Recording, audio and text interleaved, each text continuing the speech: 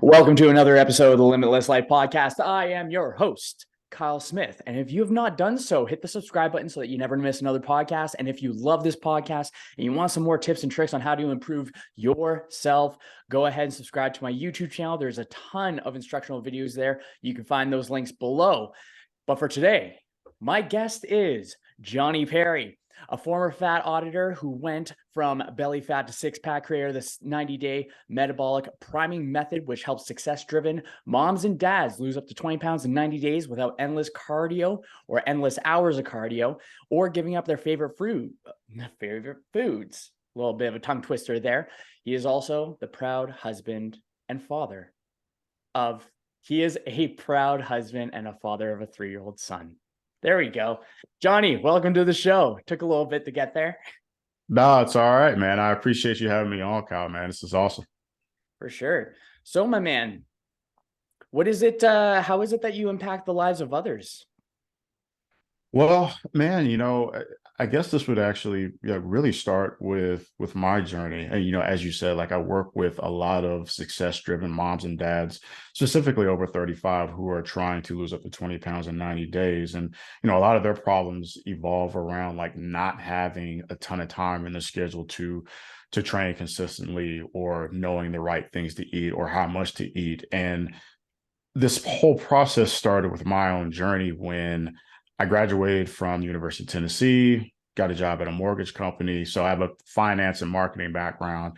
And I was in collections at first with a mortgage company. Then I moved over into compliance auditing, which doesn't have a lot to do with numbers. It's more about what's going right or wrong at the company. So it's a lot of policies and procedures. So it's extremely boring, extremely tedious and boring. So I was just sitting in a cubicle every day from 9 to 5. And I grew up as a really skinny kid, probably 150 pounds soaking wet when I graduated from high school. But over the years of going through college and then working my 9 to 5, I put on about 35 or 40 pounds. And we met in person a few months ago. I'm not a tall dude. I'm 5'9", 5'9.5". And I got close to 200 pounds. And then I looked at myself in the mirror one day and said, fuck this. Like, this is not it. This is not the life that I want to live. And then I started my own personal journey. And through that, going through grad school at the time and then getting in the best shape of my life and working at 9 to 5, I discovered the way that people who are there in my position, which I didn't have a kid at the time, but the people who are in my position who are extremely busy, need the guesswork eliminated about what to do in the gym and what to eat. That's how I developed into the person and the coach that I am today. So that's how I help people. We help people eliminate the guesswork around their fitness and help them level up, because I reached a point in my life where I felt like I was losing, whether it was with my body, my career, my confidence, my mindset. And I don't want other people to feel that way. And that's our primary mission here, is to help those people level up. Dude, that's freaking awesome.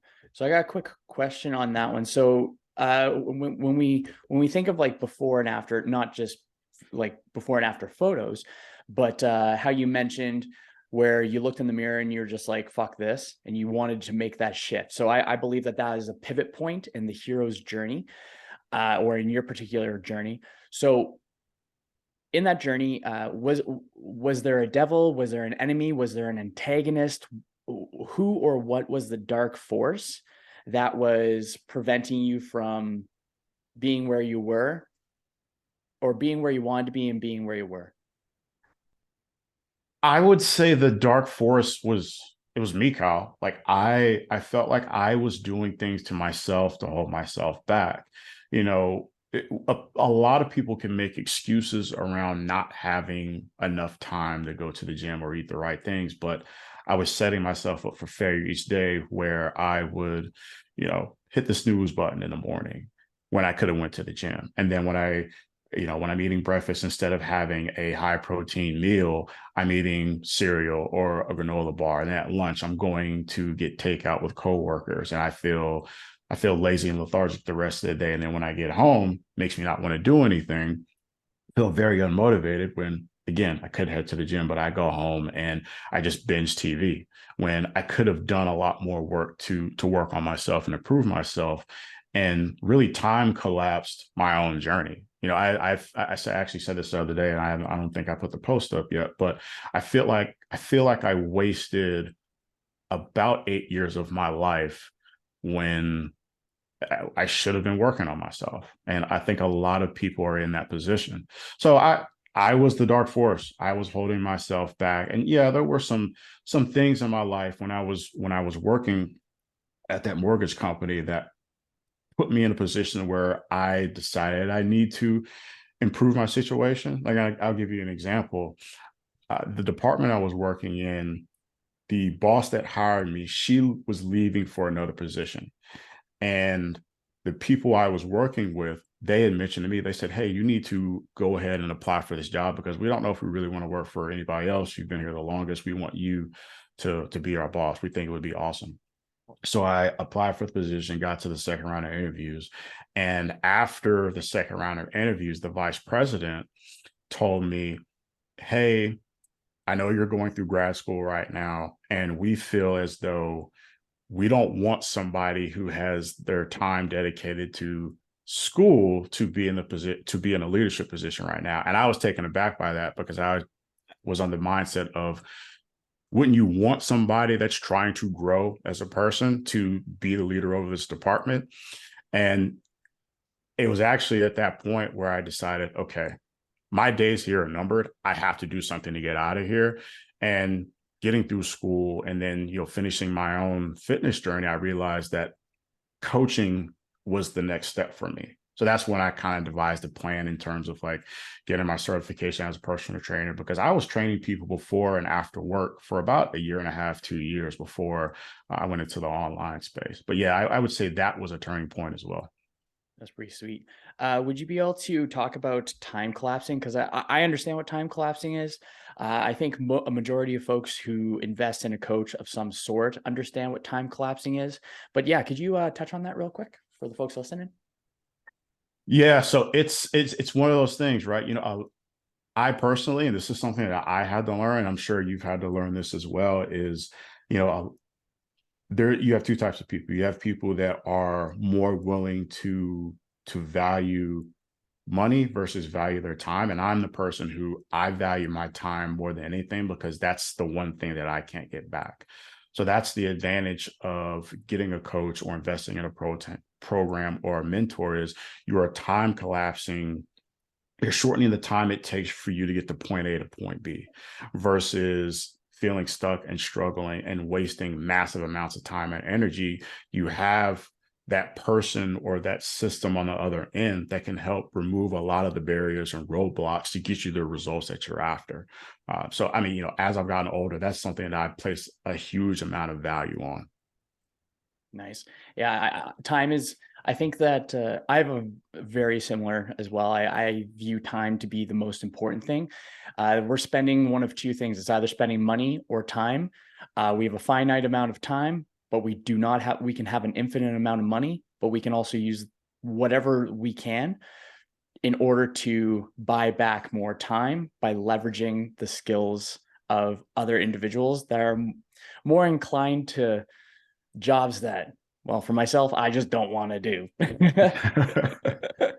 So instead of it, it's actually funny. Alex Hormozy has a saying where he said something in a podcast or a video once where he was saying it takes roughly 20 hours to be all right or decent at a skill, but it takes us 5 years to build up to that 20 hours. No, and you're 100% right. It's funny you bring him up because we're talking about the time and money.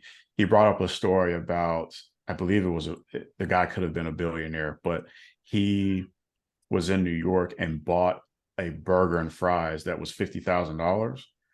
And it was the guy reasoned it like he thought it was a reasonable thing to do because he looked at how much money he made over the course of an hour, how much money he made per hour, and it was more than $50,000. So he said, "Yeah, I'll spend $50,000 on this burger and fries right now." Right? It's so interesting. I think that there's a I think there's a big disconnect in a value system, or not a big disconnect, but I think we're prioritizing more of the financials than we are the time. I think we're just like brought up where it's money, money, money. Where is it? Was there a point in time where you shifted to, well, time being much more valuable than the funds that you were bringing in? Yeah, I would say, and you're not there yet, but when we found out that we were going to have a baby, that's when my mind was just like, okay, what do I need to change? And how do I need to change in order to make my time, I guess a little bit, I guess valuable is the word, but how can I make that work in my favor? Because at the time, this is after the mortgage company and everything. My wife and I were living in Atlanta before we had lived in Knoxville, Tennessee. But living in Atlanta, I'm working at a private studio where I'm training 35, 40 people at this small studio. We find out we're pregnant. And there are some days where I don't get home until 8 or 9 p.m. And I know with a newborn, that's not going to cut it. Right. So that's actually when I started to consider switching to the online space. And conveniently, that's actually after we found out we were pregnant, 2 months later, I hired my first coach, because we go back to the time collapse thing. Like I knew I needed someone who had been there, done that, who can show me the ropes of, coaching clients online, obviously, because I didn't know what systems to have or how to check in with clients, provide them with a valuable program, copywriting, marketing, email, all that fun stuff. Like I didn't know how to do that. So I would say that was another pivot point for me, like having that big shift of, again, how can I time collapse and actually get my time back? Because the money wasn't an issue. Like, yeah, it was at the time, it was the biggest investment I'd ever made, but I knew how to make that money back by having everything I needed to get started at that point, if that makes sense. Absolutely. You had the ambition, you had the drive, you had the confidence in your competence. You just needed the base knowledge in order to point you in the right direction.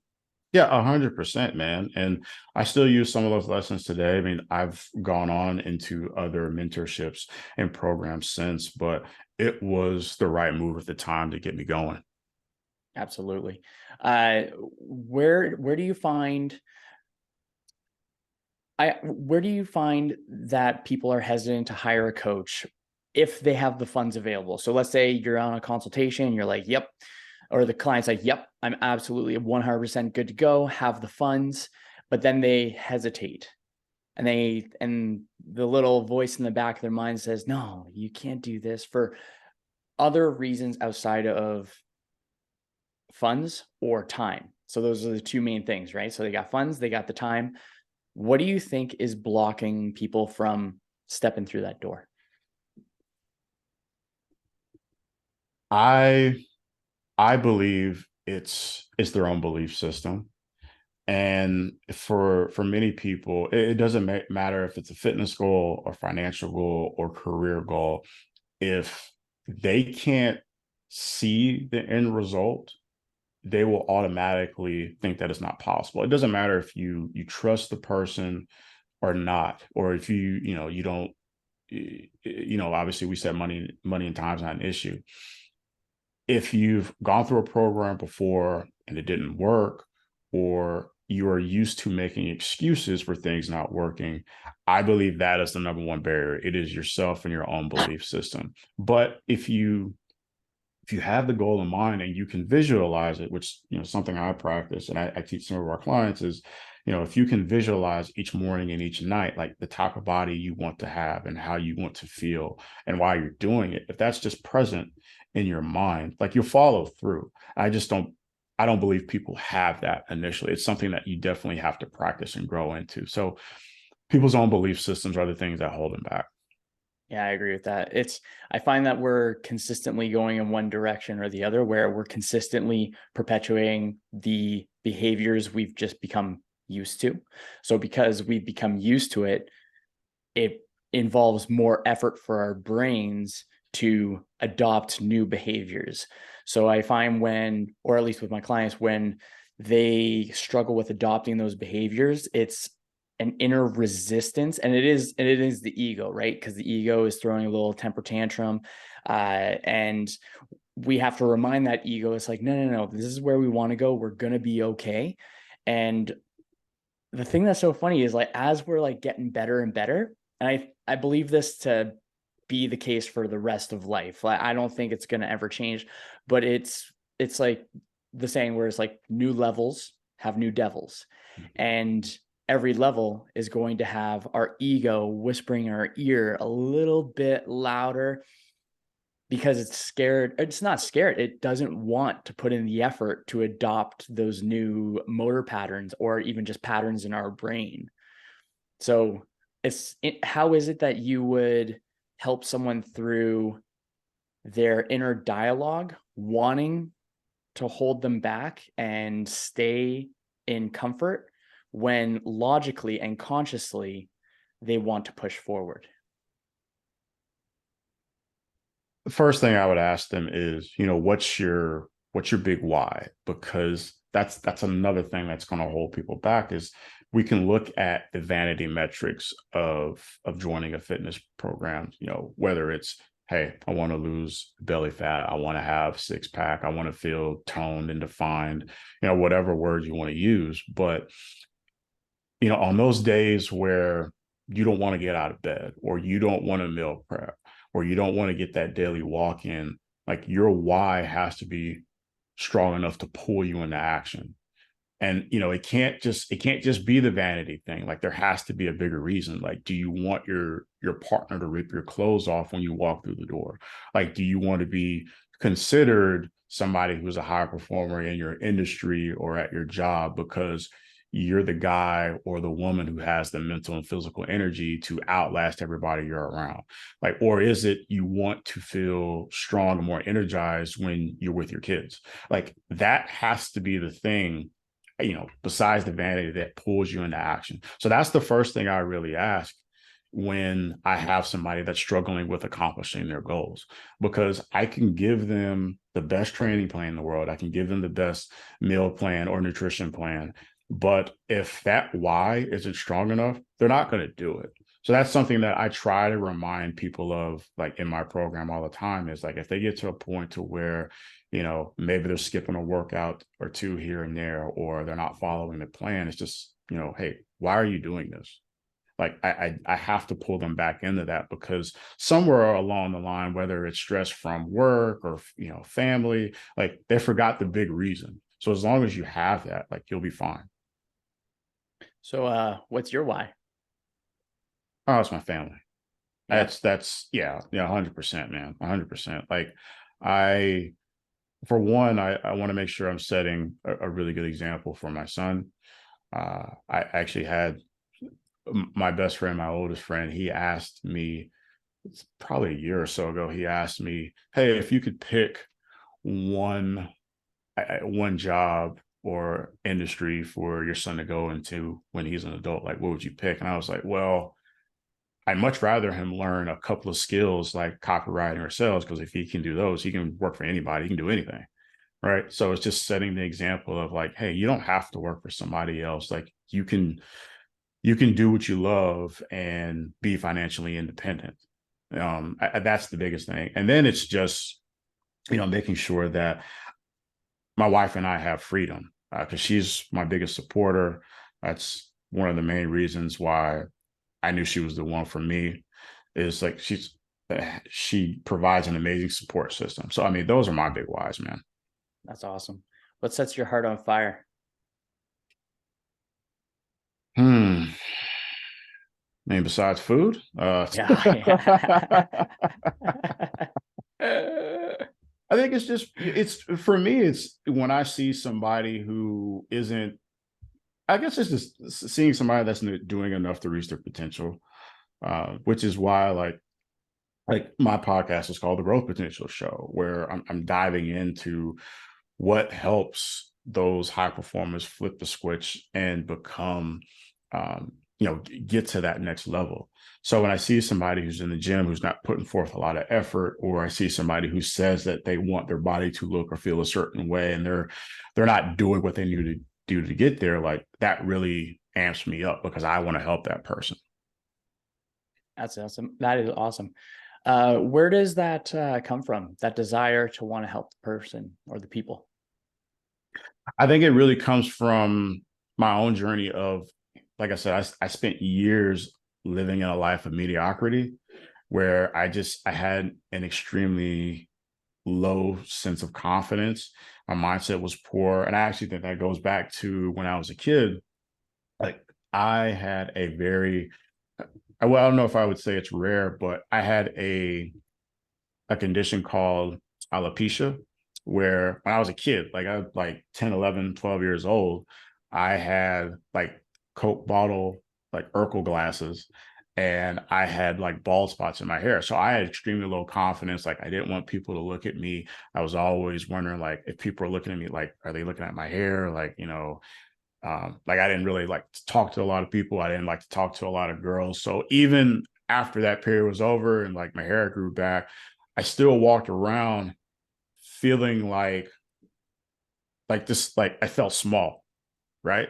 And I felt like that for years until I changed my body, right? So if changing my body was a turning point for me, I feel like that can be the turning point for other people in their lives. And that's why I feel so strongly about it. That's legit. And for the folks that are not watching the video, I'm just going to say that Johnnie looks a lot more like DMX than Steve Urkel nowadays. Just saying. Just saying. Appreciate that, man. Rest in Yeah. peace, DMX. Yeah. No shit. Hey, damn. We're losing all the great musicians now, man. It We are, sucks. man. We are. It means we're Damn. getting older. There's actually been a couple uh concerts I've gone to where I was like, damn, I'm so glad I went and seen them, because usually it's the lead singer that has passed away either by their own doing or from other means of some sort. But yeah, man, there's been a couple musicians that have been popping up on my YouTube or whatever that I've listened to for a long time. And I looked at the timestamp, it was 4 months ago or something like that, of when the video was posted, and it was Incubus, right? Mm. Love Incubus. I like the style. It has like funk, blues, soul, rock.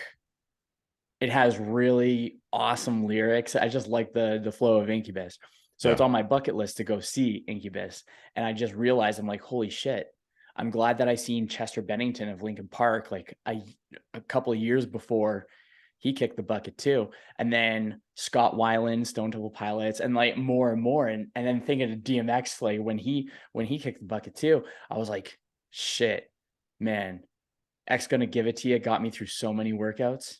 Oh, I bet, man. I Man, bet. I think that's probably like the anthem of workouts.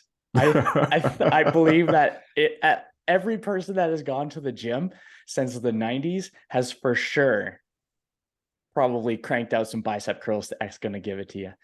Oh Damn. yeah. 100%, man. I mean, when I'm working out, I would say my favorite musicians to listen to: DMX, 50 Cent, a lot of West Coast hip hop. Yeah, I mean that's kind of my go-to, man, when I'm in the gym. Man, I think it's sweet. So actually, on the note of different practices that get people into certain states, so music is a great way of doing that. So you want to go to the gym, usually you listen to something that pumps you up. If you want to calm down, you can listen to something a little bit more lo-fi, chill hop style. What do you what personal practice do you have or have stuck to get you into a certain state? And you can talk about the certain state that we're aiming for and then the activity that you do to get there. Yeah, so I would say over the past 9 to 12 months, I mean, one of my big things is trying to do everything possible to get into a flow state and practicing things that make me more productive in the morning and throughout the day. Like one thing that I'm a huge fan of is the Pomodoro technique, where we're taking half hour slots, and we're using 25 minutes to work, 5 minutes to take a break, giving our eyes a break from the computer, not getting on our phone on Instagram and being distracted, but just like taking a break, breathing, movement, a little, getting a little bit of movement in, some blood flow, drinking some water, and then after 5 minutes, getting right back to it. And then 3 or 4 of those, take a longer break. Maybe it's to eat lunch or take an even longer walk. So that's one thing that I've been really been focusing on as well. And then when I'm working, I used to get distracted if I was listening to a podcast, or listening to or watching a YouTube video just like on another screen, or like listening to just music with words when I was working. Now, what I do to make sure that I stay in that flow state is I just listen to instrumentals. I listen to something.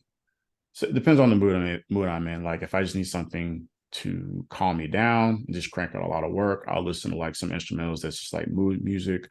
Or if I'm like, let's say I'm programming or I am putting together a meal plan for somebody, I'll just put on hip hop instrumentals, because that's just like, all right, I'm getting into a vibe and I'm working. Those are the two things that I've really practiced a lot over the past year to help me make sure that I'm in a flow state, more productive. Nice. Pomodoro technique, I've definitely adopted a lot more. I think, honestly, I've been hearing a lot more about the Pomodoro technique and people implementing it in the last year for sure. But that one I actually have as a minimum. I like to try having a minimum effective dose. So I try to think of the least amount of work in order to make a little bit of progress. I don't mind doing less to enjoy more time.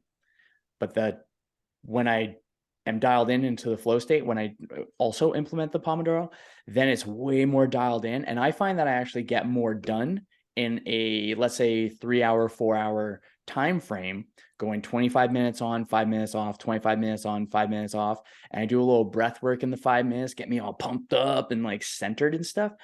And I truly believe that I get more done. I get an 8 hours of work, quotey fingers, which I find that most people that are working 8 hours are not really working 8 hours. But I've found that I can condense a solid chunk of effort into the time block, because there's not a divided attention. And I resonate with what you said about removing the lyrics or listening to two different things, because that's dividing our attention. And if our attention is divided, then it's kind of like that saying, if you're trying to chase two rabbits, you're going to catch neither. Yeah, 100%. The thing with the Pomodoros that when I started doing, I found was you can't task switch. Like if you're going from one 30-minute time block to a next, like you need to continually work on the same thing. And that's how you end up getting more done. That was the big breakthrough for me. Yeah, that's right, actually. Yeah. So you're just focusing on the one thing. Hmm. That totally makes sense, because now that I think about it, I don't really switch up activities either. Oh my gosh. Yeah, you're totally right, dude. Huh. I didn't even realize that. So do you find that I look at the Pomodoro technique as a strategy in order to work smarter rather than harder. Where have you found tactics?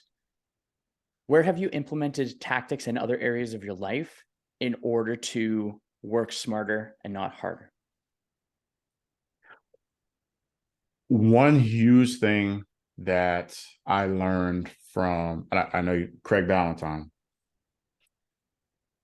planning my day the night before and also planning my week ahead of time, like on a Saturday or Sunday, huge advantage. And I used to write stuff down, which is cool. Like I know it's you remember it more easily when you write stuff down, but I think I just love electronics too much. So I just use Asana and make sure that I have everything laid out in the calendar. I'm a very visual person. So if I can look at it on my MacBook and I can look at it on my phone, that's easier for me. So yeah, just being able to plan things out the night before, so I'm less anxious the next morning and I just know exactly when I need to do it and when I need to do it and why I'm doing it.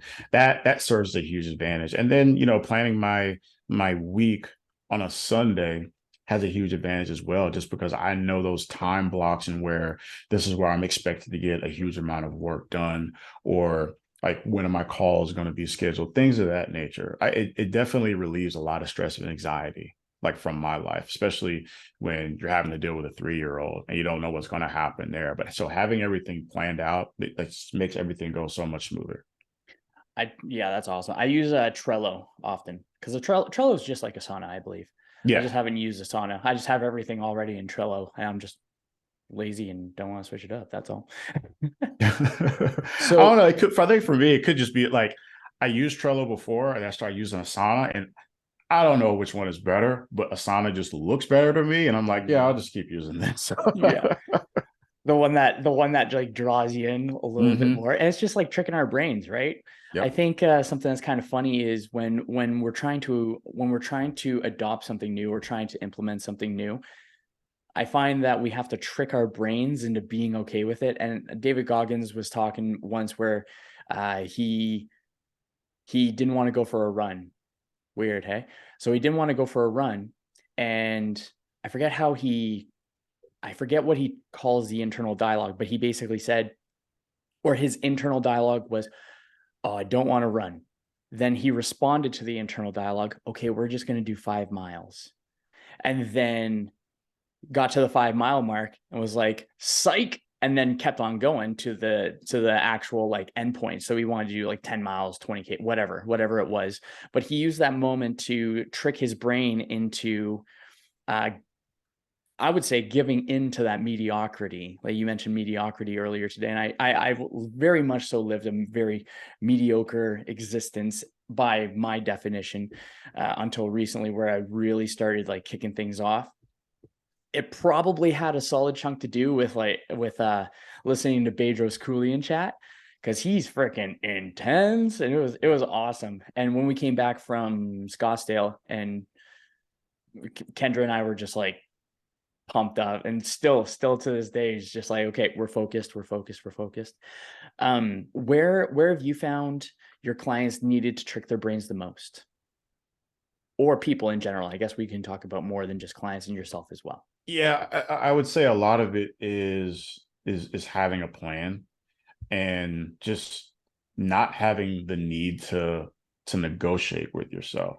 And I'm sure you've seen this, man, where you can easily talk yourself out of going to the gym. You can easily talk yourself out of sticking with your nutrition plan or just being held accountable. Like, I'm sure you work with some people where obviously accountability is a huge part of what you do. And they say they want it, but then they talk themselves out of, responding to a check-in or, responding to a text. Because it's really easy to just sit there and say, well, instead of doing this, I'm going to do this. Um, so I would say that plays a huge factor. And then it's just having a plan, man, because if we go back to what I was saying about what's really helped me get into a flow state and be more productive, is just having something on paper or just in place that helps remove that anxiety and that stress. Because I feel like that is the thing where if I can remind clients that you have a system that's worked for a lot of people, for most people that we have in place, if you just stick to this, you're going to be fine. And it's just, we get into our heads quite a bit. And I think that's the thing that just really holds people back, man. Like, you're negotiating with yourself. You've been living in this life of mediocrity, feeling average, and you're just really comfortable.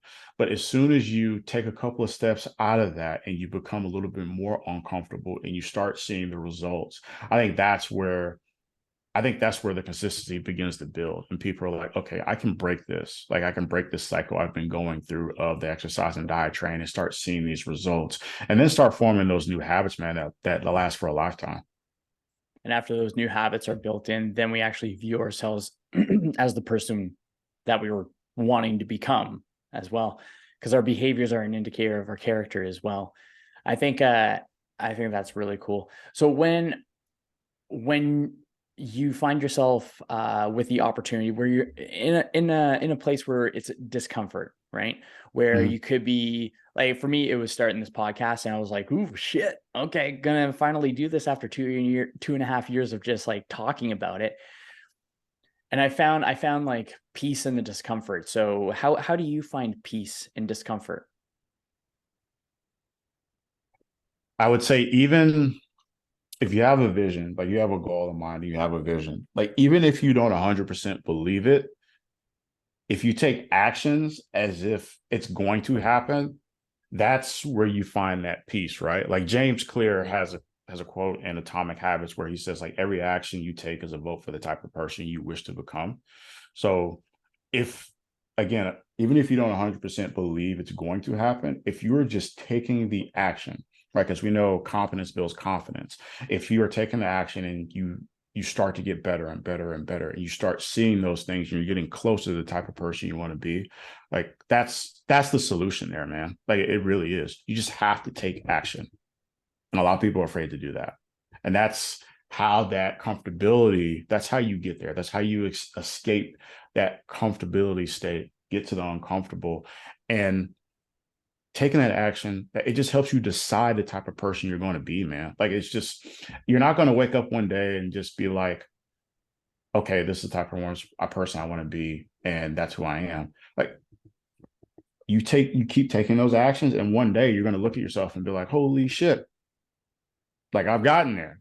And then you're going to say, all right, I've gotten here.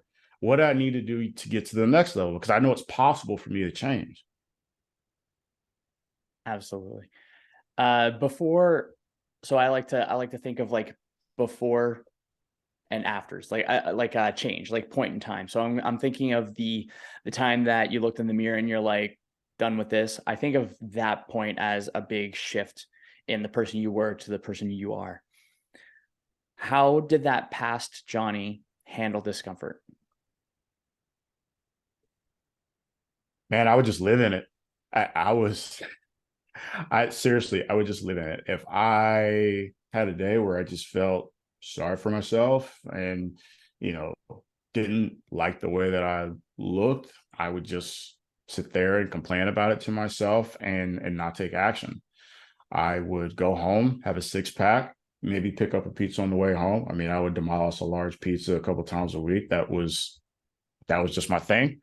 And then, I would sit back and wonder, like, oh my God, why am I still fat? Oh, it's because of that. Like I just had shitty habits, man. Like I was just sitting in a sea of average. And that's how I was handling it, man. I would just drink, eat, and really not have a care in the world.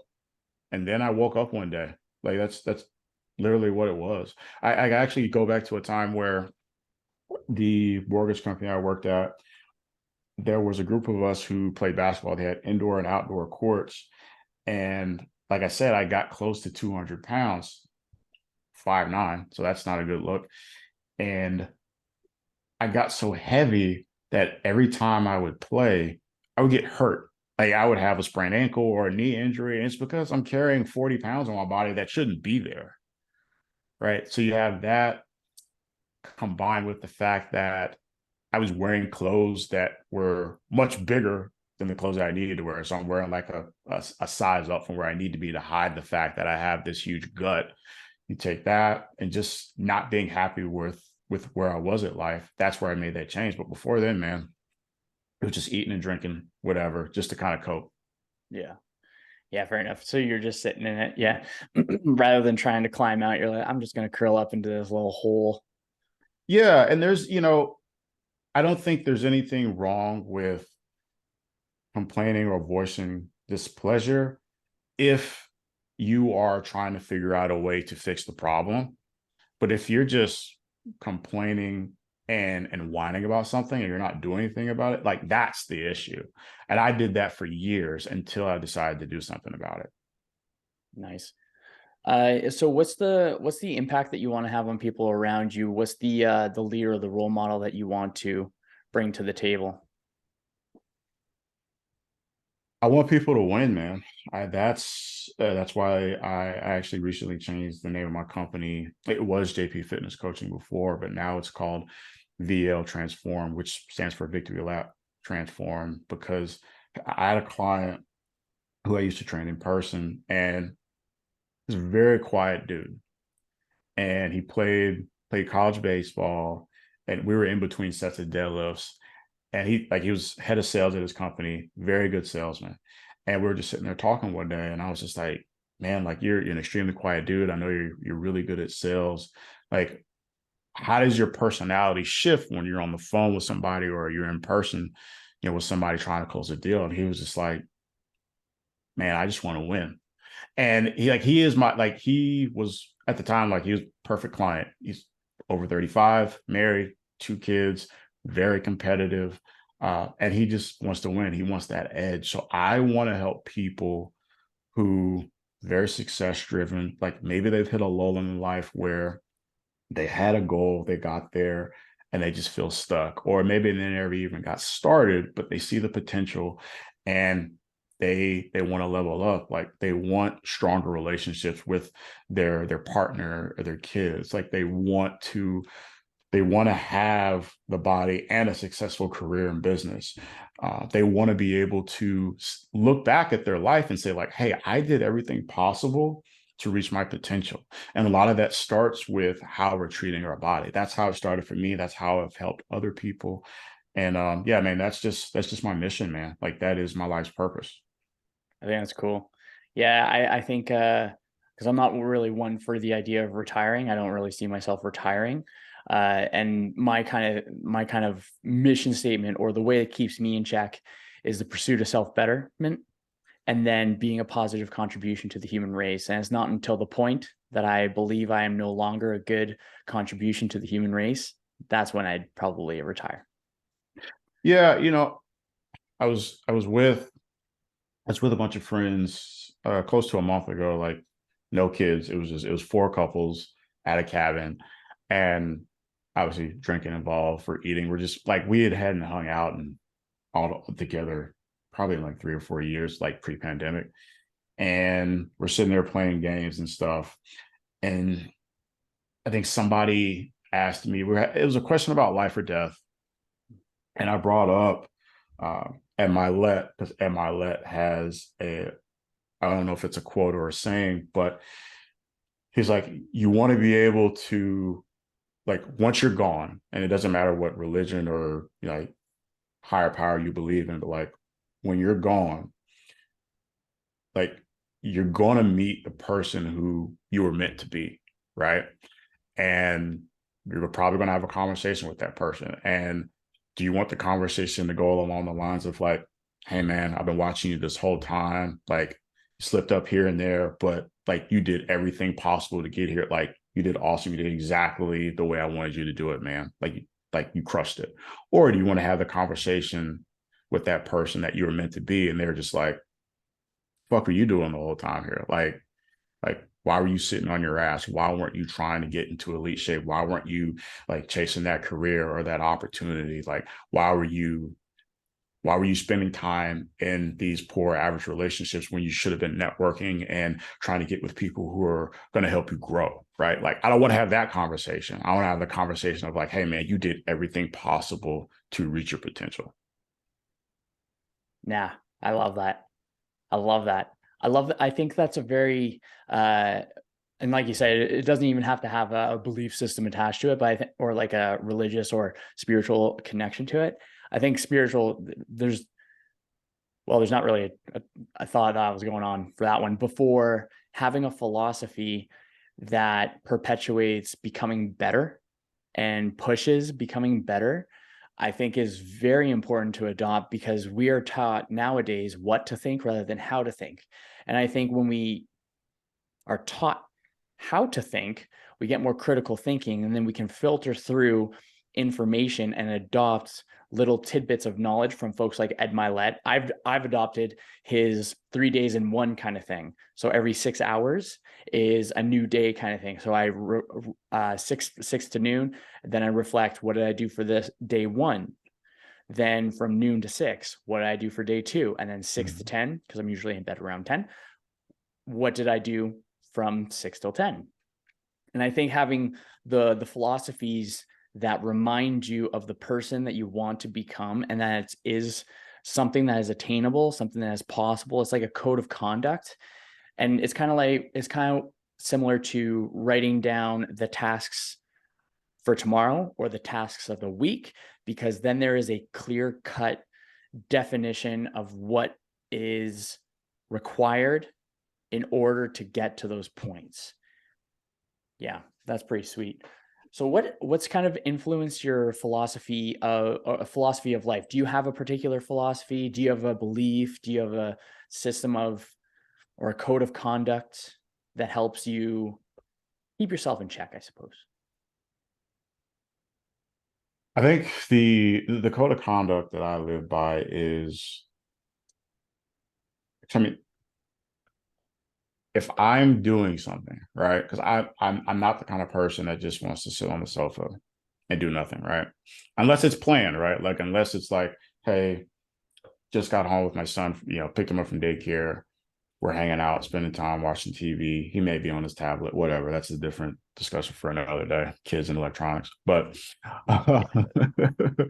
but I just always want to make sure that what I'm doing is productive or valuable for the people that I'm around.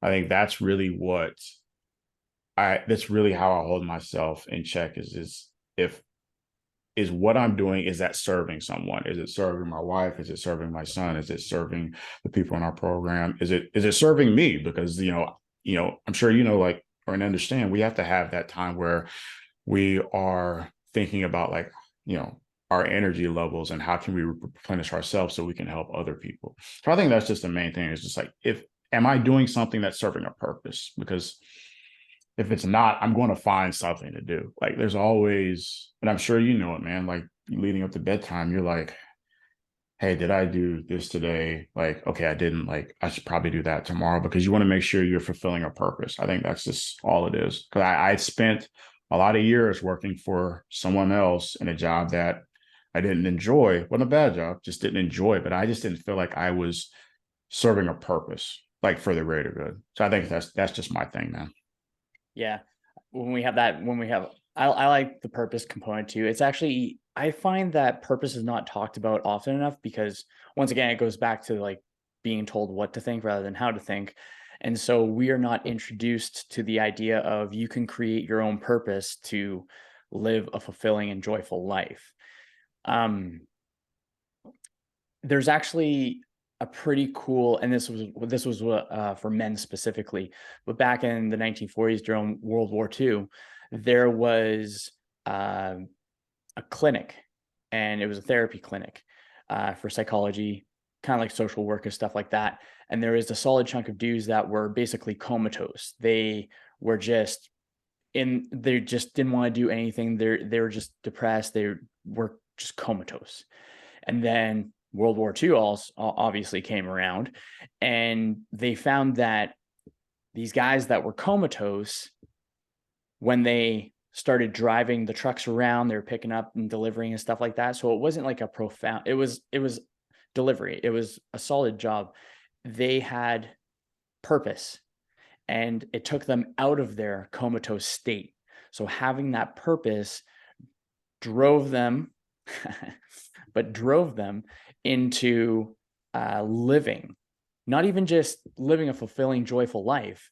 It took them from comatose and bedridden to actually living. Mm-hmm. And I think that that's something that's so profound that we don't really talk about, because there's so much opportunity and there's so many different trajectories that we can go down, that individual purpose is not a thing, because we're so used to a tribe purpose. Like the purpose of the tribe is to survive, but it's easier to survive nowadays. So we find ourselves drowning in comfort and purposeless. Yeah, I mean, you're 100% right, man. I think that really boils down to, do you want to live a life of abundance? Like that's the thing. It's just like I made the decision a long time ago that I wanted to feel abundant. Like I wanted to feel positive and hopeful, take responsibility for my own life and look to overcome challenges.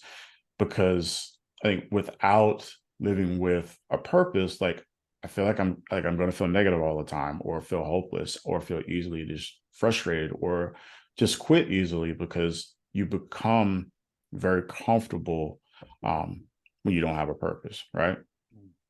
Absolutely. So I think that folks that are purpose driven or have a vision of the future or what they want to contribute, just with that shift alone, where there is a reason, there is less negative chatter, internal negative chatter, and more, I wouldn't say positive chatter, but chatter in place to counter the negative chatter. So I got a two-parter on this one. What does your day-to-day negative internal chatter say?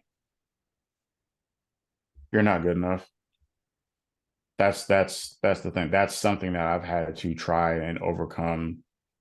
Feels like my entire life is the thought that I'm not good enough.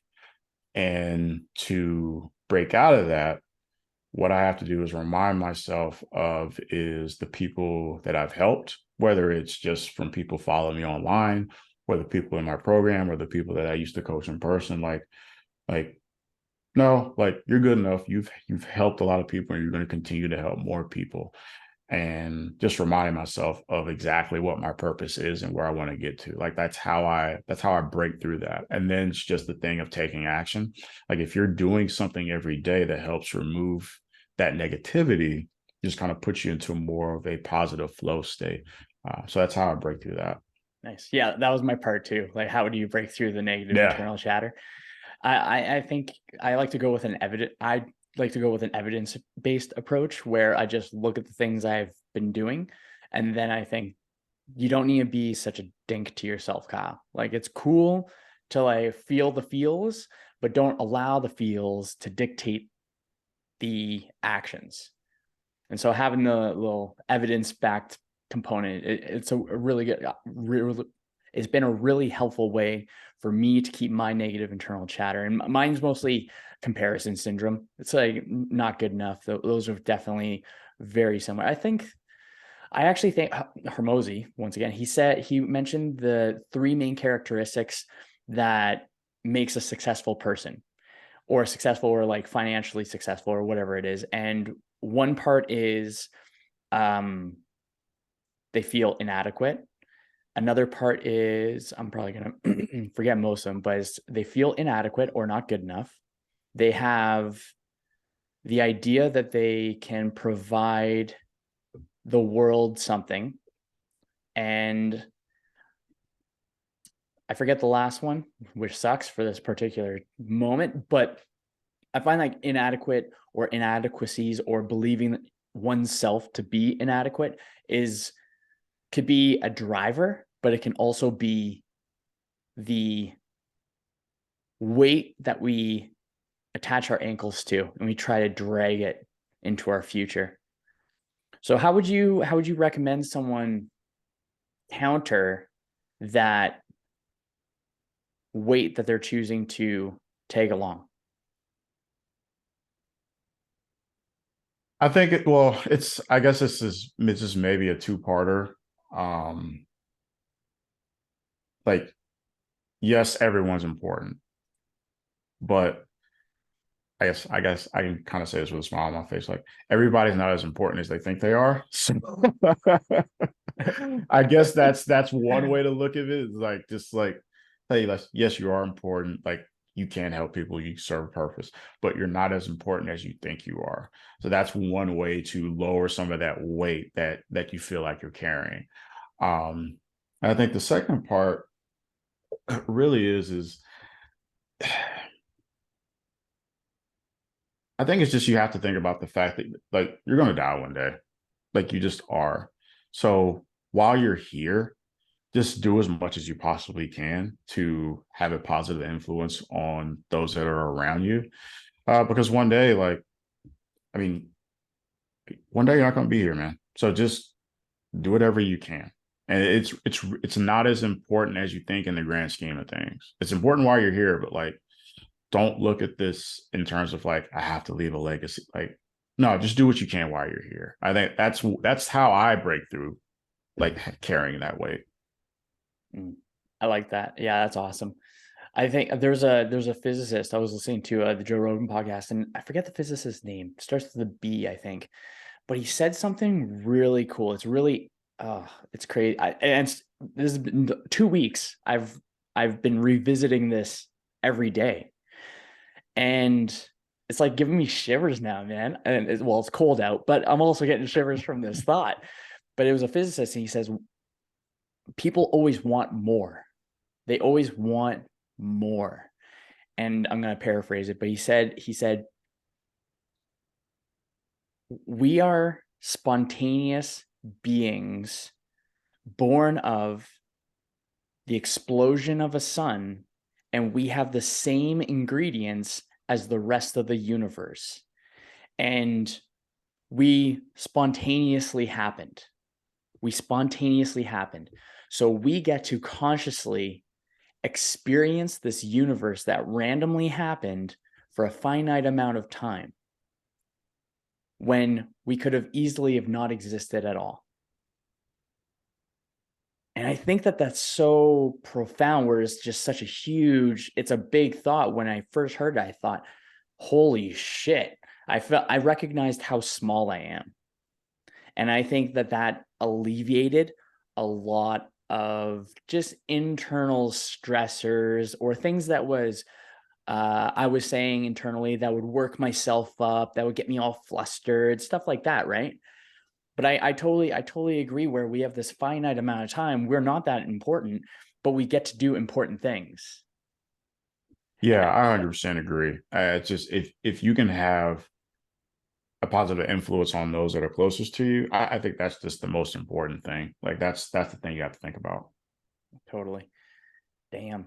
So what do you think? What do you think, folks? What do you think is a common misconception about living a fulfilling life from your experience that you've just recognized? I think the common misconception is that you can't and you have the opportunity to do it. You just have to put the right steps in place to get there. I think a lot of people are I think a lot of people are blinded by what they see on social media and TV, and they just feel like other people are able to do it, but I can't. And because I mean, think about how convenient life is now, right? Like I can buy something in a couple of seconds on my phone or even on my TV. I can, if I'm bored, I can just pull up like thousands of streaming apps and find something to watch. Or hey, if I'm hungry, I can just order something and it's at my door in like 25, 30 minutes. Like think about how convenient life is. And because life is so convenient, we don't take the steps to do other things, right, that are outside of our comfort zone, which we've talked about, to live a fulfilling life. And if people are able to just take a step back, figure out what they want or the type of life they want to have, like there's a lot of people, their goal is just to have freedom, right? So if they can take a step back and figure out the next 2, 3, or 5 steps that can help them get the type of life that they want, I firmly believe they'll get there. So, I know you are, and I am. Like, we're on our path to do that right now. And like you mentioned, like doing this podcast, this was out of your comfort zone. Like my podcast, I just decided one day, all right, I'm going to do it. Who can help me? And I just did it. And now it's much more comfortable to do. But it took the realization that, hey, I'm not going to get to where I want to if I don't do 2 or 3 things that I'm not doing right now, right? Like I have to take the steps to get there. And I think it's just it, man. Like the podcast is now fulfilling. Like I have people ask me, like, hey, how's the podcast going? And it's like, it's become a passion project, man. Like at first it was scary. I didn't know what to say. I didn't know how to outline a podcast script or set up my equipment. But now it's just like, hey, man, I just really like doing it. And I think that's just what it is for people. If you just get started, take massive action, mess up, figure out what works, um, your life will be much more fulfilled, man, depending on, what your goal is. Yeah, I like that a lot. So, as a parent, I got a pretty specific question for you. I'm not sure if it'll ruffle feathers, but we'll see. Maybe. All right. But you mentioned earlier technology, and you're like, that's a conversation for another point. And now I got a pretty solid one. So are electronics being used to outsource parenting? 100%. Yes. Yes, 100%. And that's something we try to avoid. Like there are those times where, prime example, my son, I'm the one that's responsible for picking him up at 99% of the time. We get in the car. First thing he says is, Daddy, I want to watch TV, or Daddy, I want to get on my tablet. And I'll remind him like, hey, we can get home and play because he's been playing all day, and that's totally fine if he wants to watch a little bit of TV or watch his tablet. But my wife and I do a really good job of saying like, hey, after you're done eating dinner, like we can play, like that's totally fine. And yeah, we don't want to use the TV as a babysitter. I totally understand as a parent, there are times where you feel like you need to if your kid's running you ragged, you had a long week. But I think a lot of people are doing that because it's so easy, man. It's so easy to turn on the TV or give your kid a phone or a tablet and say, all right, see you in an hour or so. But yeah, it's definitely something we try to avoid. That's pretty cool. Do you and your wife have any kind of non-negotiables about that, or any kind of things set in place to kind of manage it? Oh yeah, so they just instituted a traffic light system at his daycare. So if you're on green, you're great for the day. Yellow had a bunch of warnings. Red, I guess that means you're terrible. He hasn't been in red yet, but yeah, no. If he's in green, it's just like all right, like we can. The electronics are fine. If you're in yellow, it's just like all right, we're gonna spend a lot of time playing before you go to bed. So Oh, that's we're pretty not gonna cool. turn on the electron. Yeah, we're gonna spend a lot more time playing or reading instead of like watching TV or getting on your tablet now. I just kind of, when you mentioned it earlier about your kid learning the skills of copywriting or sales, now I'm just imagining, oh, okay, kiddo, and it was Malcolm. Yeah, Malcolm, we're gonna go hit the hay. Okay, and then do we get to read a book? And he'll be like, yep. What are we reading today? How to win friends and influence people.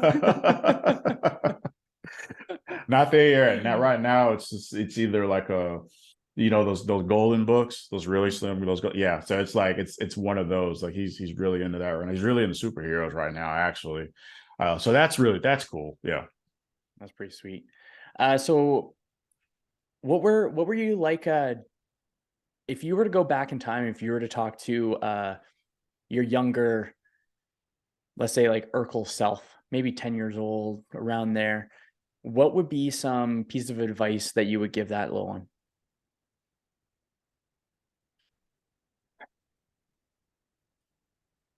I would say it's okay to be different. I spent a lot of time I'm sure a lot of kids did, trying to fit in around that age because you're trying to figure out who you are as a person. You're developing your personality, trying to figure out who you are, what you want to be. Obviously, at 10, you're not going to know who you are. Most people don't know who they are until they're 40. So, but I would just say, I would just say it's okay to be different, man. Like you don't have to fit in. It's actually better to be different. Obviously, you'll stand out a lot more. So that's the major thing. That's pretty cool. Yeah, I would say something probably similar. I would probably say, no, what would I say? Okay, 10, 12. I'd probably be like, you're doing better than you think, and invest in Apple. No, just no. I would go back in time, and I would probably say to my younger self, I'd be like, you know what, dude, like there's gonna be some tough times, but there will be more good times than the tough times. So pay more attention to the good times to drown out the tough times, and you'll be able to kind of keep a stronger trajectory or something along those lines. Yeah. Yeah, and if I could, so I mean, I'll be 40 next year. If I could actually go back and talk to, let's say, my 25-year-old self, so Mhm. 14, 15 years ago when I was overweight, I would tell that version of me that, hey, man, you are one decision, one action, and one belief change away from transforming your life. And that would have saved me 3 or 4 years of struggle. It would have. That's what I would tell my 25-year-old self. That's crazy. Hey, I think I think that I think or something that I've put into practice a little bit more recently is reflecting on what I would say, or just reflecting on the past, but not in a way where I'm trying to prevent myself from making progress into the future, right? Mhm. I find that when I was pulling the past into the present just to feel sorry for myself, where I went through this, that, or the other, and then for whatever reason, even though the experience was long gone, I was still using it in order to not do things. It was absolutely a smokescreen to help me get out of basically making progress, out of Yeah. showing up for myself. How have you found, the past to have in a constructive manner helped you in the present, which is kind of a weird question, but yeah, let's go with it. Yeah, it's just reflecting back on some of those losses and taking them as lessons. Like one thing I like to do now, I guess this just kind of goes back to um really goes back to not dwelling on losses quite a bit is like every day, and I've gotten out of a habit of doing this, but I was doing this really well at the end of last year. Need to make a note and start doing this again is uh, stacking wins each day. And because I mean, most of our thoughts are negative. So if you're able to take some time at the end of the day and write down the things that went well and count those as wins, that's going to outweigh the negative. And over a long period of time, your mind starts to shift in terms of like looking for more positive than negative things. So what I used to do in the past was, because I was so down on myself, was I would always look for something negative, whether it was like how I felt or like, hey, maybe I didn't like make as much money as I wanted to like this past month or this year, or like maybe I don't have as closer relationship with certain people that I'd want to, or I'm just not happy in the position that I'm in. Like I would always look for those things. But now I don't even look at losses. Like obviously I'll look at them as losses, but how can they be a lesson? Like how could I improve the next day? So when I do the practice of stacking wins, I also look at, okay, hey, what went well? What could have gone better? So instead of a loss, it's like what could have gone better. And then I'll also look at like, how can I improve? So I don't even really consider if something goes wrong, I don't look at it as a loss anymore. It's always a lesson or how can I improve? Nice. That's pretty sweet. It's definitely a pretty cool shift when when you're looking at the stack and the wins as well. Because you're totally right. We automatically go to the negative part, and kind of the sentence I wrote down from what you said is actively sought out negativity, and our brain's already programmed and wired to search out threats, right? And not even negativity. I would say threats. We're looking for threats, things that could be threats. Mhm. And so it's really, we have to, it is a practice to reflect and think, what are those wins? Where did I stack those wins? Because then it gets us out of that. Yeah, it gets us out of, it gets our head out of our asses, you know? Yeah. And then we get to feel better, which when we can handle the internal, then the external kind of, it's like a ripple effect. When we dial things in internally, then it's a ripple effect outwards. So do you get your clients to practice stack and wins as well? Or have That's you, I should say? actually, yeah, I mean, that's actually one of the lessons in our program. I think I did a lesson on this probably a year or so ago, maybe a little less than that. And so that's one of the things that I have people do when they're a little bit negative or down on themselves, is like teaching them how to stack those wins. And I mean, another thing is so our clients do a weekly check in. So I'm always asking them, like, I never ask them, like, what losses did you have this week? I'm like, give me 1 to 2 really big wins you had this week. If you are struggling, what are you struggling with and how can we improve? Like I always want them to have that mindset of a win and how can I improve, never a loss. But yeah, I mean, that's the thing, man. It's just, we're not looking for a bunch of things to change if things aren't going well. We're looking for 1 to 2 things to change. All right. Because if I gave somebody a laundry list of 10 things that need to change because they're not going well, they're going to feel overwhelmed. Right. So if we can kind of chunk things down into 1 or 2 really important things that we know can make a big shift, like that's what we focus on. Totally. On the note of the misconception of change, the question I asked earlier, I think a misconception about change that people have is that it's complex. It may be difficult, but it is a lot simpler than people think. Yeah. Yeah. No, totally. And that's the key, right? Like you have to make it extremely simple because if you make it complex, like nobody's going to do it. Simple scales, fancy fails, right? Mm-hmm. Yep. Absolutely. It's true. It's true. When you find a client has a little bit more difficulty being in charge of their life, and I love the idea that if we're not the one that's in charge of our life, then someone or something else will be. So how do you develop, and this is the way I like thinking of it as a coach as well, is that Mhm. our client's the boss, we just tell them what to do, right?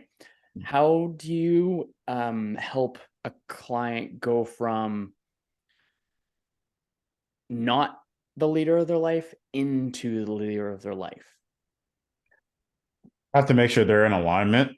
That's the biggest thing because whether it's the first, it is normally is the first conversation I'm having with somebody when they tell me this is their goal, this is why, and then I'm telling them like, okay, well, if that's your goal and this is why it's important. Here are the action steps we need to take to get there. Are you in alignment with this? Like, you feel like this can be a part of your life and help you change for the better? And they tell me yes.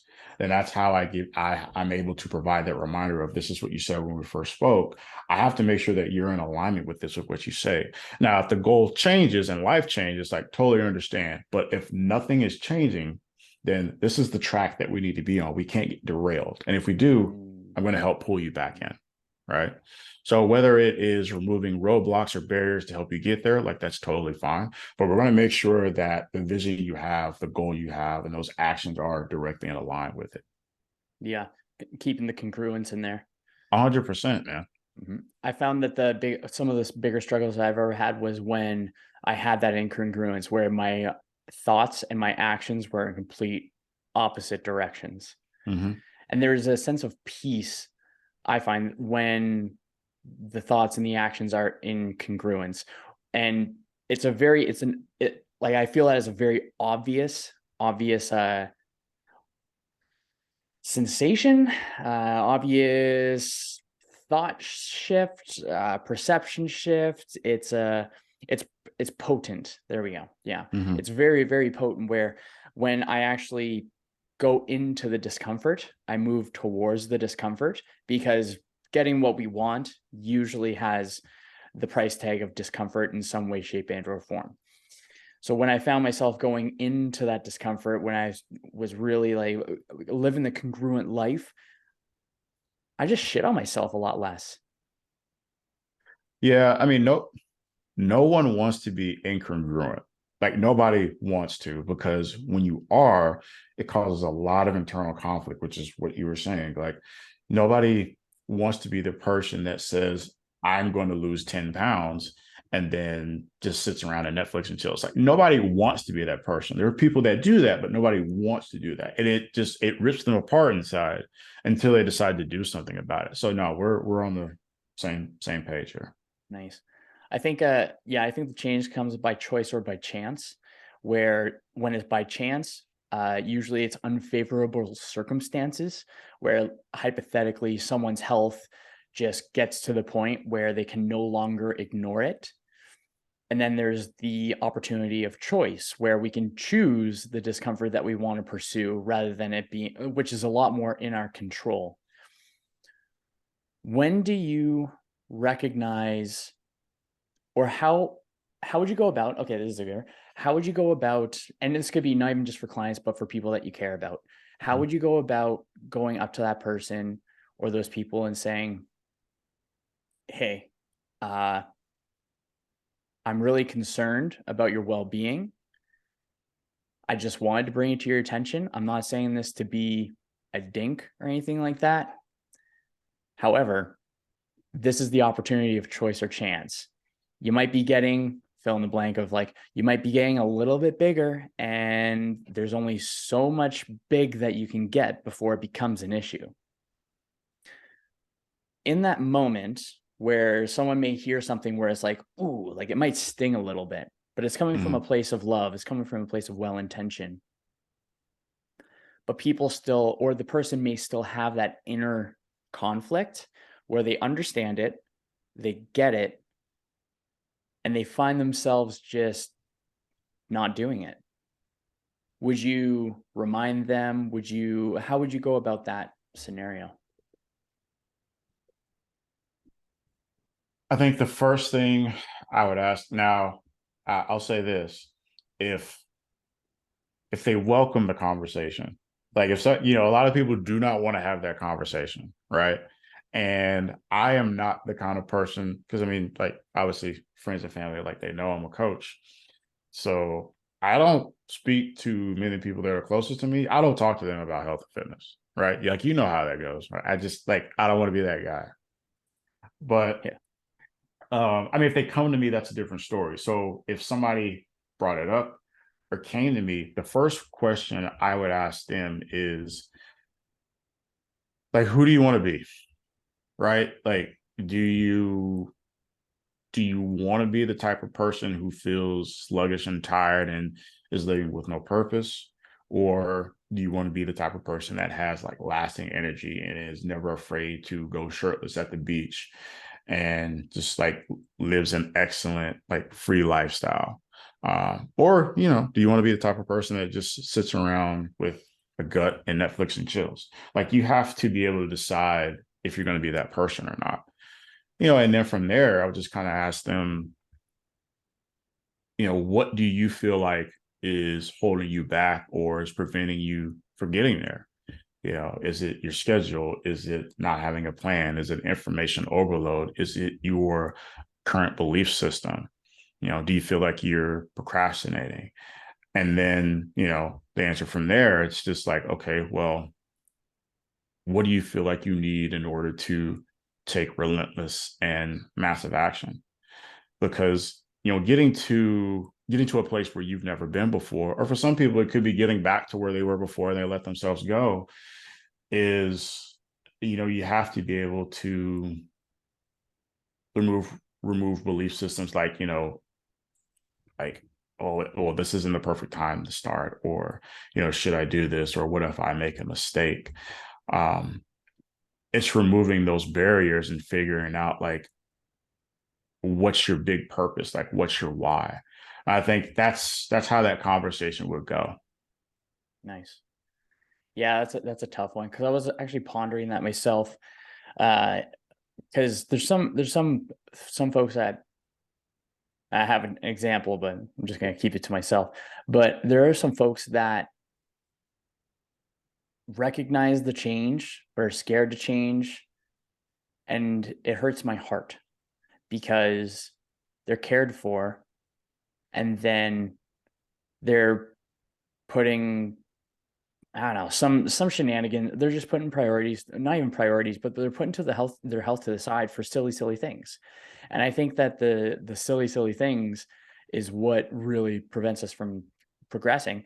And it's something as simple as like, I'm not familiar with how to use this app. That would be an example. It's like, I'm not familiar with using this app, so I guess I can't use it. So I'm just going to stay where I'm at forever.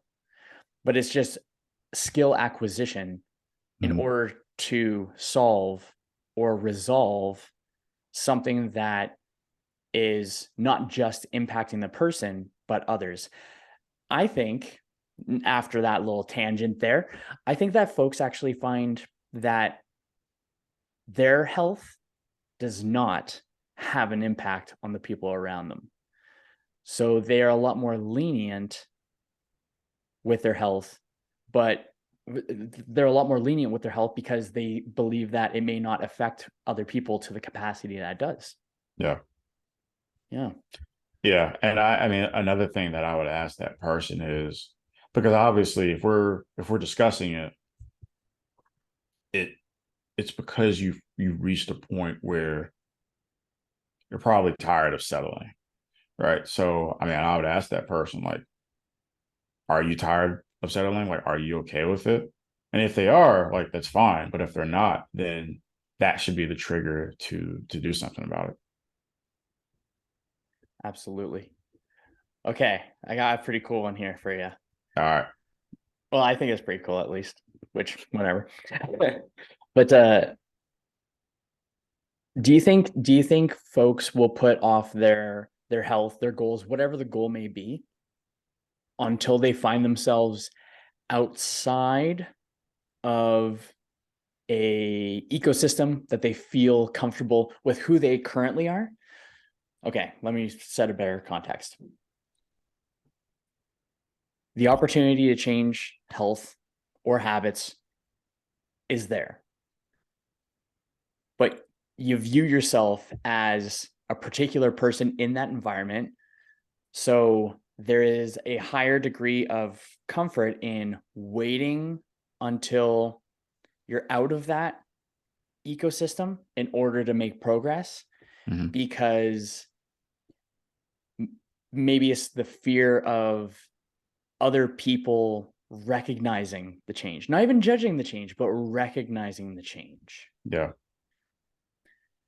When someone is in that scenario where they want to make the change, but the only reason that they're resisting is due to the thoughts of what other people might have, how would you overcome that? How would you go about that? I think it really just comes down to, I reached a point where I didn't care what people thought. And you have to, you have to realize that if if you getting in like excellent shape, like you're changing your life for the better, so you can have a better influence on your kids or your family members. If somebody has an issue with that, that's on them, and it's usually a reflection of their own journey or lack of a journey, right? So that's what I would tell that person, and I have told that to a client. Like, I had a client who she was going out of town with some friends, right? Her boyfriend and some of her friends, and she wanted to know like how to navigate the conversation around like, hey, they're going to be eating and drinking. Like, I have X goal, and I want to make sure able to have fun, but still let them know like, hey, like, I have a plan, can't really deviate from it. And I said that if they're really your friends, you can tell them that you have this goal and why, and they'll understand, right? Like, they will. And if they don't, then hey, when you get back from your trip, you can tell them to kick rocks. But like, but it's really just that, like, it's being okay with telling people that like you have a goal in mind, like that, it's fine. And if they're really your friends, like, they're gonna provide you with a support system outside of coaching. Mm-hmm. Which is like huge, because I think the thing that's kind of cool is like people are more supportive and want to help, and people just feel like asking for help is so tedious and such a pain in the ass. But one of the things that I found is, and this is a story this is the reframe that I share with my clients, is that people want to help others. People Mm-hmm. want to help you. People want to help me, because that gives them a reason to procrastinate on their own shit. Yep. And people are more inclined to procrastinate than they are to do their own. So they're willing to help. I think that there's more people that are more supportive than we perceive. I No, and I agree. I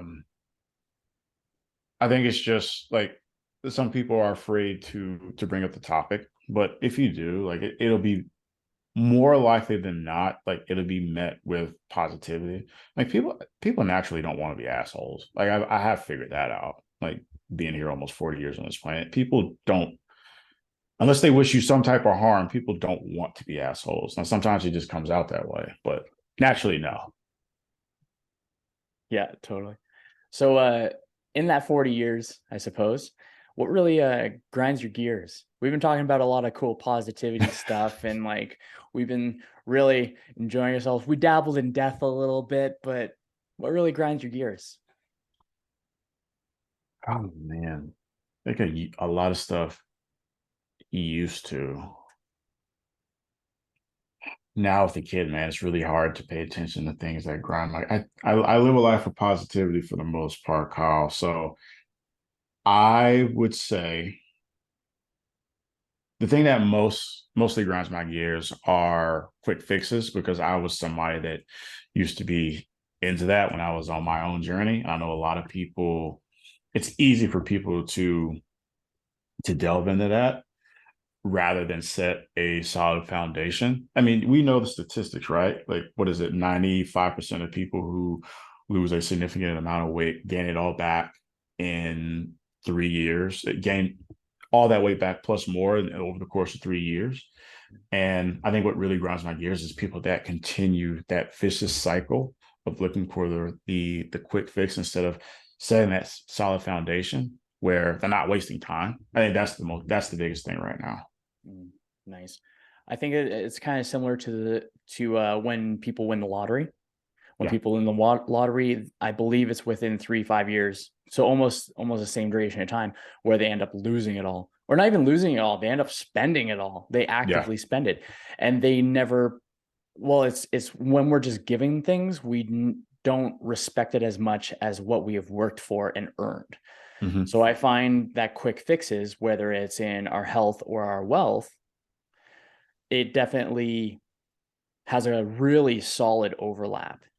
There's a really solid overlap where something that is just quickly given is also quickly taken away, or Yeah. we just squander it. And where do you think the focus or the reframe or the story is to go from the quick fix mentality to the lifelong mentality? Yeah. Yeah. The You have to reach a certain point where you just realize that it's not working.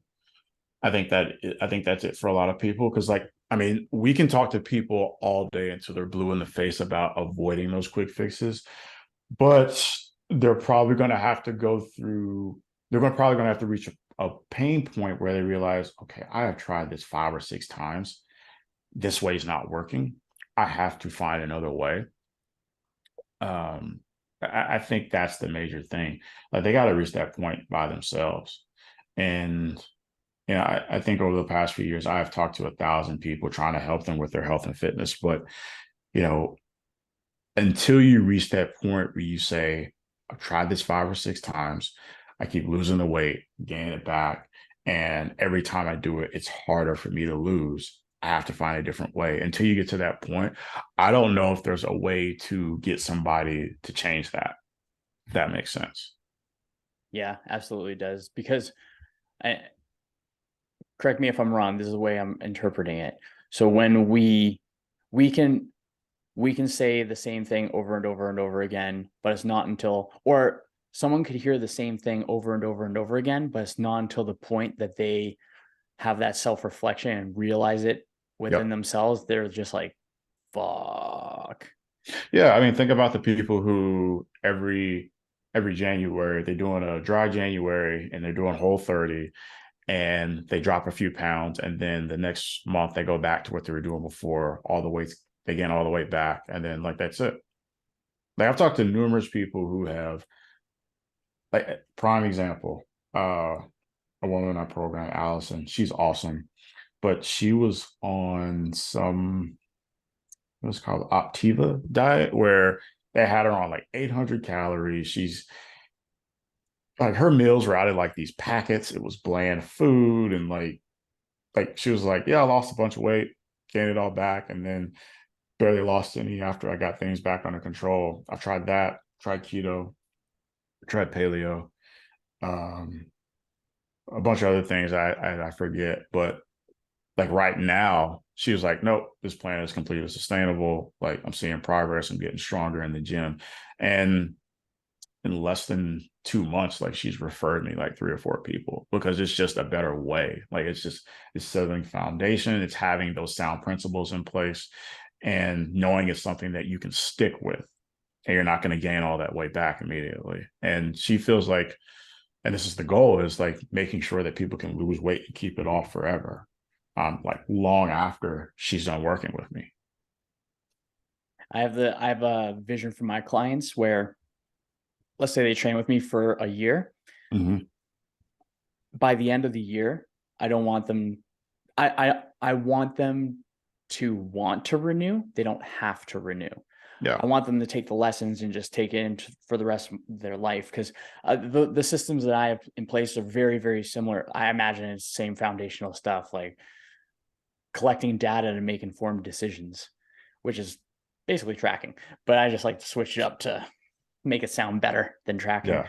But I find where when we have a focus on the longevity rather than get it as fast as possible, we have a lot more grace and a lot more patience with ourselves, because we don't create unhealthy or unrealistic expectations where, like you mentioned, where you do go dry January and then go Whole30, and then you end up gaining back the stuff because you're resorting back to the old behaviors that got you in a place to start with. Yep. Yeah, it's such a crazy, it's so interesting how we're so drawn and prone to just getting things as quick as possible. And our brains are not programmed for that, because we used to have so much space in between what we want and how we're going to get it. And then when we finally get it, Yep. that something that we perceive to be long, I don't even think a year is long anymore. I view, like, I'm looking so far forward that I don't view a year as long anymore. So when someone's like, oh, a whole year, I'm like, a whole year. I'm like, a year is nothing. Like I think that's a really healthy shift for myself that I had, where it was not the quick fixes anymore. It was no. When we get to play the long game, we have a lot more room for grace and realistic expectations.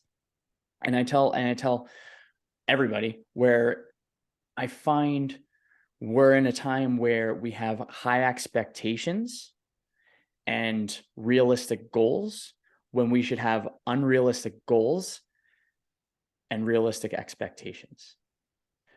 Yeah, and that makes it easier. It makes it much easier to not get derailed when things aren't perfect when you do it that way. It's because a lot of people have that mentality is because like everything is just so fast food, man. Like our attention spans are so much shorter. We get everything quicker.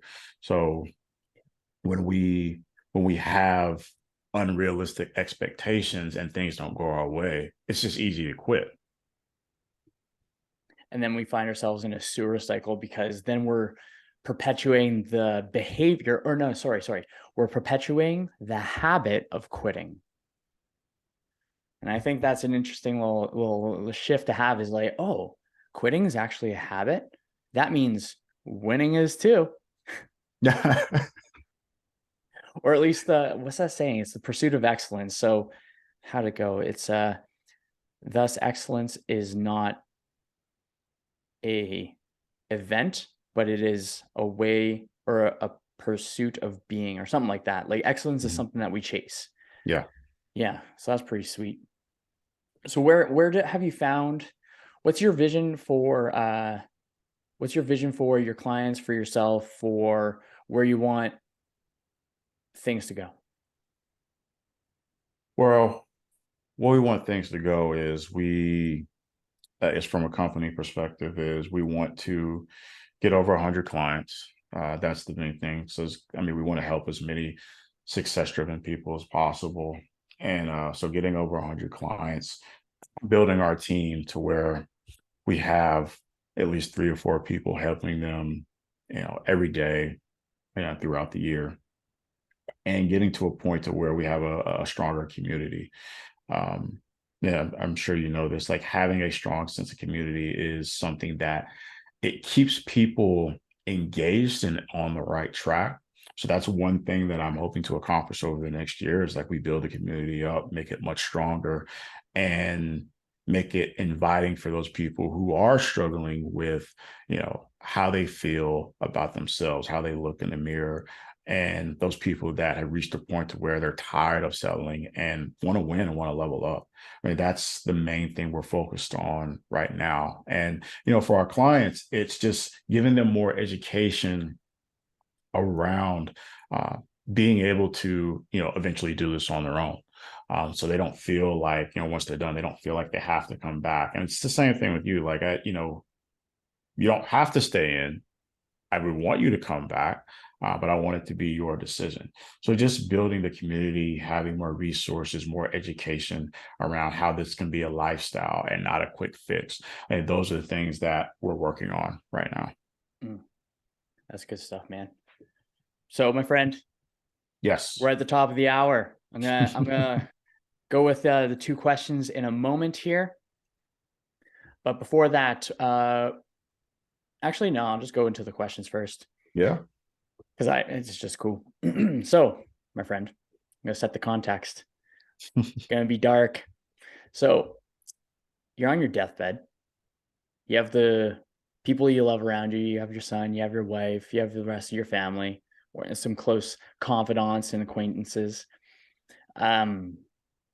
Yeah, no content of yours exists. This podcast doesn't exist. What piece of advice would you want to pass on? This is wow, no media of me exists. This is It's like the 1980s. Yeah, man. I will tell you before I answer that, one reason I started my own podcast was to have a just to have a record of my own journey. So, obviously, if something did happen to me, my son would be able to look back and say, like, oh, that's how my dad was, that's how he impacted people, that's what he was about. But if my podcast did not exist, the one thing that I would say lying on my deathbed would be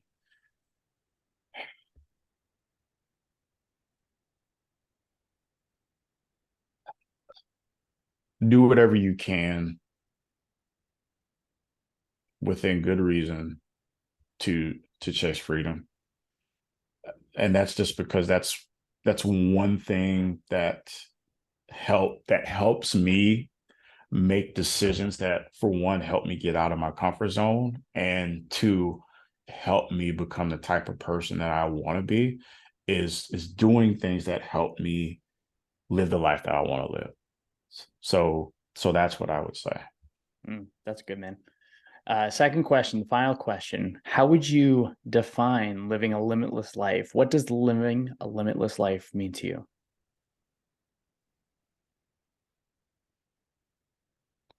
No boundaries. You're not looking at losses, you're looking at lessons. You aren't afraid to set a vision that is beyond like your current existence. You're not afraid to take steps to get there. And instead of living a life of mediocrity, you are living a life with a purpose. Because I think if you're not living a life with a purpose, not saying that it is, but it's very close to giving yourself a death sentence, because no purpose means you could one day just say like, hey, well, why am I here? And without that purpose is going to help you stay on track. So if you can do that, I think you can live a limitless life. Man, that is fantastic. Well, folks, that's what I've got for you in today's episode. Where can people find you, Johnnie? You can find me on Instagram at JPYourPT. That is where we post most of my content, and you get to see my everyday life. And then If you want more than that, you can catch me on my podcast, The Growth Potential Show, on Apple or Spotify every week. It drops every Monday. Awesome. I'll be sure to have those in the notes as well. So, folks, if you love today's episode, please do me a favor right now. Share it on your Instagram stories and tag me with my handle at Warrior Body Kyle, along with my guest. Say your Instagram handle one more time, JP. I didn't get it there. At JP, your PT. Beautiful. So have that in your stories. Tag us both. That is one of the ways that we grow. And until next time, I hope your day treats you as good as you look.